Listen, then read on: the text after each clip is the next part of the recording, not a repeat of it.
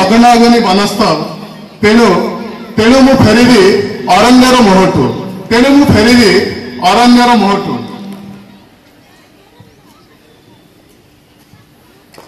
ପଶୁ ପ୍ରଭୃତିରୁ ଆତ୍ମୀୟତାର କୋଳାକୋଳିକୁ ପଶୁ ପ୍ରଭୃତିରୁ ଆତ୍ମୀୟତାର କୋଳାକୋଳକୁ ଦୂର ଏକ ଦିଗନ୍ତ ବୁକୁରୁ ପ୍ରକୃଷିତ ମୋର ମନ। କଥା ହଉଛି ଭଲୁକର ଚାହିଁବା ଭିତରେ ଯେତେବେଳେ ପ୍ରକୃଷିତ ହୋଇ ଉଠୁଛି ସେତେବେଳର କବିତା ଇଏ। ଦୂର ଏକ ଦିଗନ୍ତ ବୁକୁରୁ ପ୍ରକୃଷିତ ମୋର ମନ ଦୃଶ୍ୟ ହୁଏ ଭଲୁକର ପ୍ରସାଦ ସେବନରେ ସତେକି ଭଲୁକର କାୟା ମାନସିକ ମନ।